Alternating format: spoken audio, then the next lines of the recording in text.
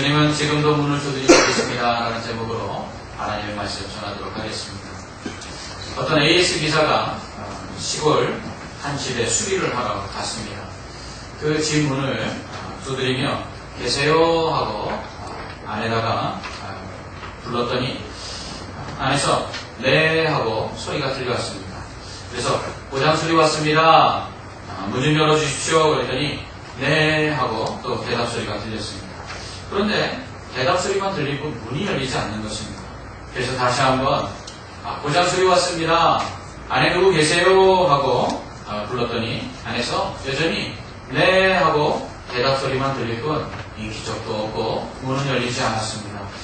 하는 수 없어서 담장 너머로 집안을 들여다보며 계세요? 하고 불렀더니 법안에 묶여있던 염소가 네 하고 거절합니다. 굳게 닫힌 문 앞에 서서 문이 열리기를 두드리는 사람의 심정만큼 답답한 것이 없을 것입니다. 안에 분명 사람이 있음에도 불구하고 열어주지 않을 때는 더 답답합니다. 이처럼 문은 열려야 합니다. 문은 들어오고 나가는 통로입니다. 그렇기 때문에 들어와서는 안 되는 사람이나 짐승들을 막기 위해서 닫혀 있는 것 이외에는 문은 항상 열려 있어야 합니다. 만약 그렇게 늘 닫혀 있을 것이라면 차라리 문을 만드는 대신 벽으로 둘러치는 것이 훨씬 더 나을 것입니다. 이처럼 문은 열려 있어야만 합니다. 그래서 그 안으로 들어갈 수 있는 사람이 들어갈 수 있어야 합니다. 뿐만 아니라 문은 들어가기만 하는 것이 아니라 나오는 통로이기 때문에 문은 열려 있어야 들어가기도 하고 나오기도 할 수 있는 것입니다. 요즘 소통이 아주 중요한 이슈가 되고 있지요. 누군가 들어와 나와 함께 생각이나 마음을 나누는 것이 중요시 되고 있습니다.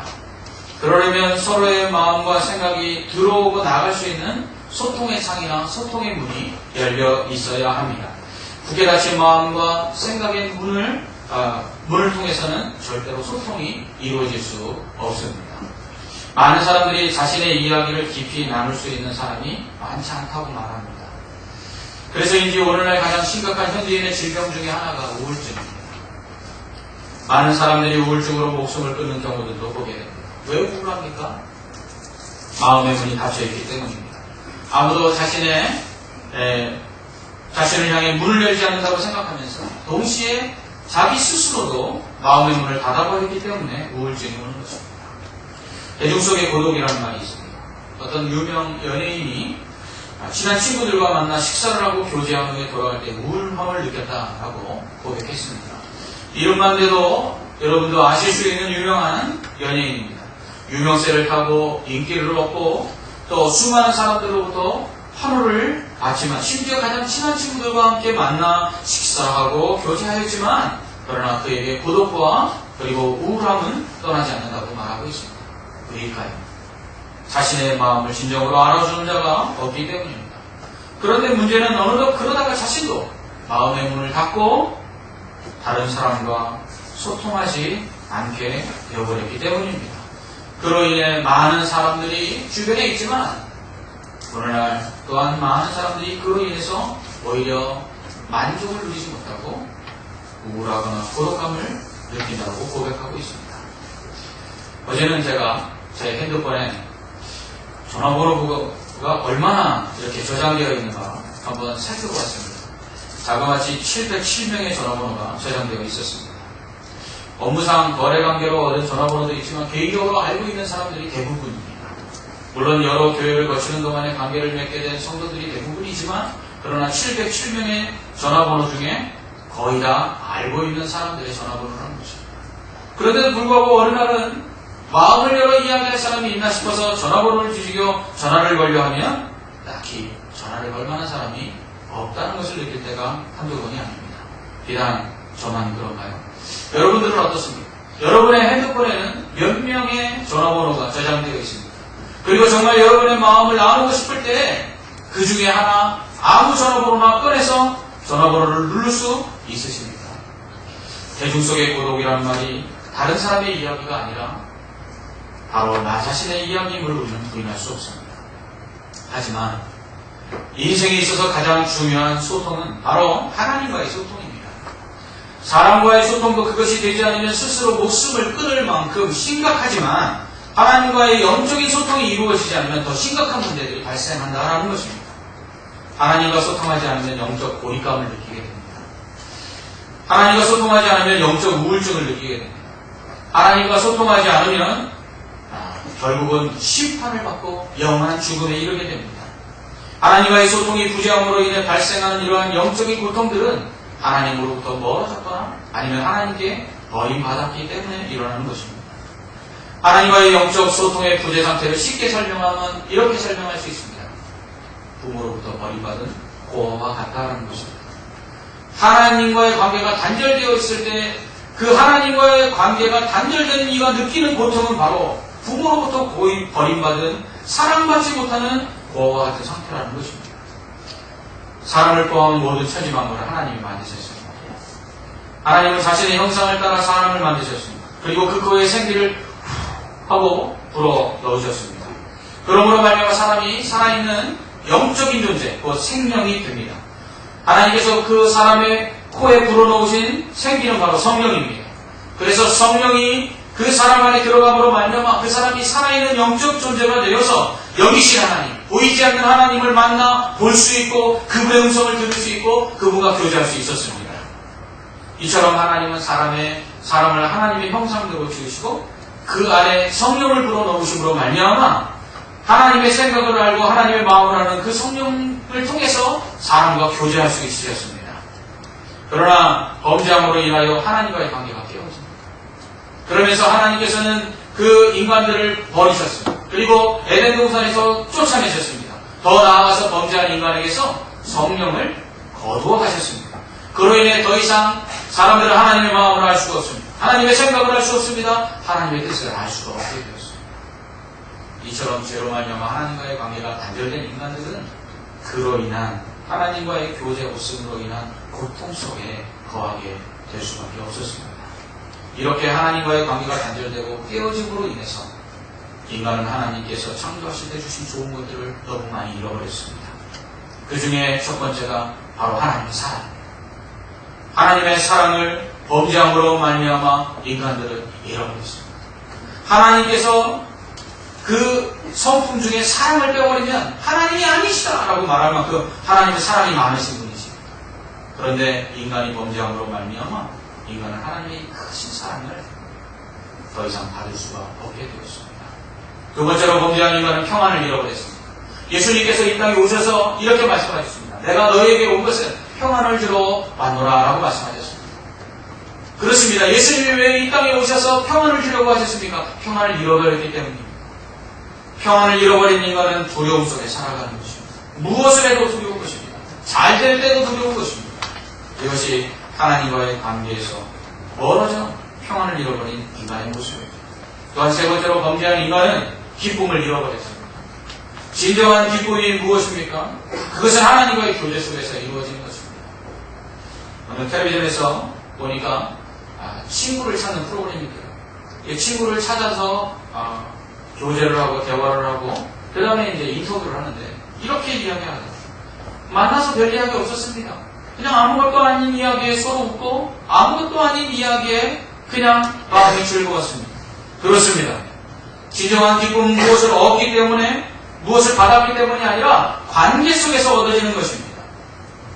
여러분 사랑하지 않는 사람과 한 집안에 오랫동안 살아보십시오. 기쁠 수 없습니다.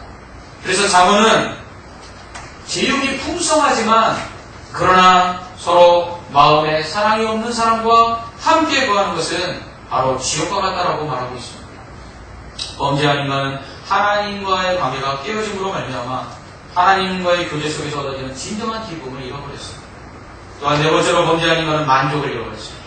바울은 내게 능력 주시는 자 안에서 내가 모든 것을 할 수 있다라고 고백하면서 그 하나님 안에서 자기는 비천에도 처하고 풍부에도 처하는데 일체에 자족하는 비결을 얻었다 고백하고 있습니다. 그렇습니다. 이와 같이 범죄한 인간은 만족을 잃어버렸습니다. 마지막으로 범죄한 인간은 영생을 잃어버렸습니다. 사람을 만드신 하나님은 에덴 동산에서 생명나무를 심으셨습니다. 그리고 그것을 먹으면 영원히 살 수 있게 하셨습니다. 그러나 하나님이 먹지 말라고 한 선악과를 따먹으로 말미암아 인간이 하나님께서 허락하신 사랑과 기쁨과 만족과 그리고 하나님이 주신 그 은혜들을 잃어버린 상태로 영원히 사는 것을 원치 아니하셨습니다. 그것은 엄청난 형벌이기 때문입니다. 사랑 없이 영원히 산다고 생각해 보십시오. 기쁨 없이 영원히 산다고 생각해 보십시오. 만족 없이 영원히 산다고 생각해 보십시오. 여러분, 그것은 지옥입니다. 그렇기 때문에 하나님은 생명나무로 가는 길을 막으시고 인간에게 70이요 80에 100년도 안 되는 인생을 살도록 제한하신 것입니다. 오히려 이 제한된 삶이 결국 하나님의 선물이었던 것입니다. 그러나 하나님은 이토록 인간이 이 제한된 삶을 살면서 하나님과의 관계가 끊어져서 만족함이 없이 기쁨이 없이 그리고 사랑이 없이 평안이 없이 살기를 원치 아니하셨습니다. 그래서 하나님은 예수 그리스도를 보내주셨습니다. 그래서 그 예수 그리스도를 통해서 하나님과의 관계를 회복하시고 그리고 평안을 누리고 그리고 안식을 누리고 기쁨을 누리며 만족을 누리며 그리고 영원히 살 수 있게 하셨습니다. 이것이 바로 하나님께서 주신 예수 그리스도를 통한 구원의 은혜입니다. 하지만 사람들은 하나님으로부터 이렇게 죄로 말미암아 멀어져서 하나님과 영적인 소통이 이루어지지 않으므로 인하여 발생하는 인생의 고통을 별로 그렇게 중요하게 여기지 않습니다. 아니, 인정하지 않으려고 합니다. 단지 좀 더 많은 돈, 좀 더 좋은 집, 학벌, 높은 지위 이런 것들을 통해서 하나님과의 단절로 인해 발생한 인생의 고통들을 해결하려고 합니다. 더 많은 것을 가지고 더 좋은 것을 소유하고 더 높은 곳에 오르면 인생의 공허함과 참된 평안과 기쁨과 만족을 누릴 수 있다고 생각을 합니다. 그럴까요? 아닙니다. 우리는 더 많이 가지고 있는 사람들이 그 인생의 만족을 느끼지 못하고 평안을 느끼지 못하여 스스로 목숨을 끊는 경우들을 보게 합니다. 저는 수많은 성도들을 만나보았습니다. 그런데 아이러니하게도 더 많이 가진 자가 더 평안이 없고 더 많이 가진 자가 더 기쁨이 없고 더 많은 것을 소유한 자가 만족을 느끼지 못하는 것을 너무나 많이 봤습니다. 왜일까요? 하나님과의 관계의 단절로 인하여 인생에 발생한 고통, 만족함이 없고 평안이 없고 기쁨이 없는 것은 세상의 것으로 채울 수 없기 때문입니다. 그래서 사람들은 이러한 인생의 공허함과 고독을 채우려고 그것을 해결하려고 종교를 찾습니다. 그러나 진정으로 인생에 참된 만족과 평안과 기쁨을 주시는 것은 하나님 외에는 없습니다. 성경은 사람들이 자신이 원하는 것을 얻기 위해서 우상을 섬긴다고 말하고 있습니다. 그러나 그러한 우상들은 사람이 만든 것일 뿐 인간이 원하는 것을 줄 수 있는 능력이 없다고 말씀합니다. 인간은 하나님의 형상을 따라 지음받았지만 우상은 오히려 인간의 형상을 따라 만들어진 것들입니다. 우상은 귀가 있지만 듣지 못합니다. 눈이 있지만 보지 못합니다. 입이 있지만 말하지 못합니다. 손이 있지만 만져주지 못합니다. 발이 있지만 움직이지 못합니다. 그리고 우상을 만드는 재료들은 사람이 땔감으로 쓰기도 하는 나무일 수 있고요.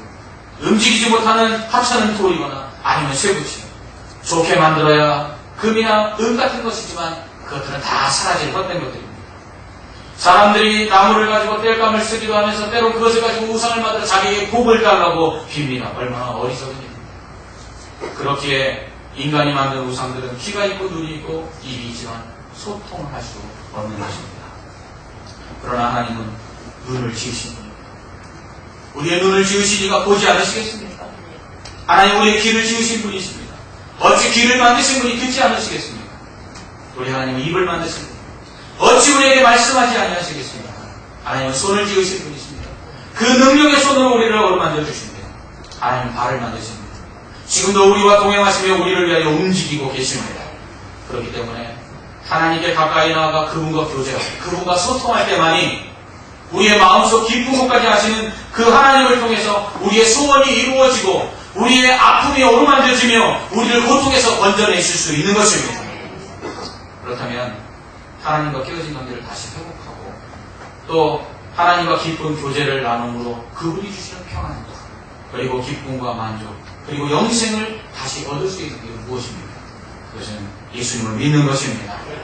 예수님은 내가 곧 길이요 진리요 생명이니 나로 말미암지 않고는 아버지께로 올 자가 없다 말씀하셨습니다. 우리가 하나님께로 나아가는 하나님과의 끊어진 관계 속에서 다시 하나님과 나아가 교제할 수 있는 길은 오직 예수 그리스도밖에 없는 줄 믿습니다. 예수님은 범죄함으로 하나님과의 관계가 단절된 우리와 하나님 사이를 회복시켜 주셨습니다. 예수님께서 십자가에 달려 죽으셨습니다. 이는 성경에 죄인은 그 죄로 말미암아 죽어야 되는데 살 길이 있었습니다. 짐승의 그 제물된 짐승을 가져와서 하나님 앞에 그 짐승을 죽여 드리기만 하면 하나님께서는 죄인 대신 죽은 그 짐승으로 인해서 그 죄인의 죄를 용서해 주시고 생명을 주셨습니다. 예수님께서 십자가에 죽으신 것은 마치 우리의 죄를 대신해서 제물이 죽듯이 예수님께서 제물 되어 죽으심으로 우리의 죄를 용서해 주신 것입니다. 그러므로 이 예수 그리스도를 믿기만 하면 우리의 죄가 용서받는 것입니다. 다른 방법은 없습니다. 선행을 하거나 착한 일을 한다고 우리의 죄가 용서되는 것이 아닙니다. 성경은 말합니다. 너희는 그 은혜에 의하여 믿음으로 말미암아 구원을 받았으니 이것은 너희에게서 난 것이 아니요 하나님의 선물이라. 행위에서 난 것이 아니니 이는 누구든지 자랑치 못하게 함이라. 아멘. 구원은 선물입니다. 그저 받기만 하면 됩니다. 여러분, 요즘 우울증에 시달리는 현대인들에게 가장 반가운 사람이 누구냐 그랬더니 택배기사라 이렇게 이야기하는 것을 들었습니다. 얼마나 찾아오는 사람이 없으면 택배기사가 오는 것도 반갑다라고 이야기합니다. 여러분 집에 만약에 택배기사가 물건을 배달하기 위해서 왔다면 여러분 택배기사가 가져온 그 물건을 받기 위해서 여러분이 할 일은 무엇입니까? 그것은 문을 열어주는 것입니다. 문을 열기만 하면 여러분에게 그 물건이 배송되는 것입니다.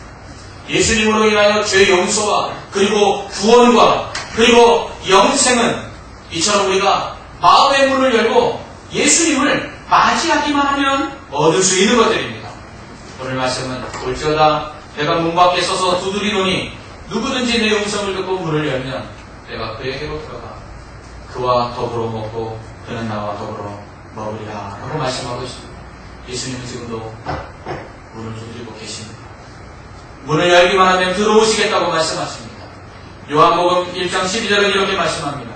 영접하는 자, 곧 그 이름을 믿는 자들에게는 하나님의 자녀가 되는 권세를 주셨습니다. 마음을 열고 예수님을 영접하기만 하면, 믿기만 하면 죄를 용서받고 천국에 들어가 영생을 얻게 하실 뿐만 아니라 하나님의 자녀가 되는 특권을 주시겠다고 약속하고 계십니다. 마음을 열고 믿는 것이 예수님을 영접하는 것입니다. 그러면 예수님께서 우리 안에 들어오신다고 말씀합니다. 예수님께서 우리 안에 들어오실 때 우리가 죄사함을 받고 천국에 들어가 영생을 얻게 되고 하나님의 자녀가 되어 하나님이 주시는 평안과 기쁨과 만족을 얻게 된다고 말씀합니다. 그래서 예수 믿으면 행복합니다. 예수 믿으면 이 땅에서의 짧은 인생 가운데 당하는 고통 속에서도 하나님이 주시는 평안과 기쁨과 만족으로 인해 행복할 수 있습니다.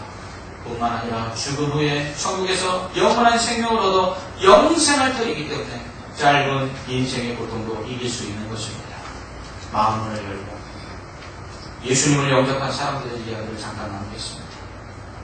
나는 론 하시필리가 숨을 거두셨습니다.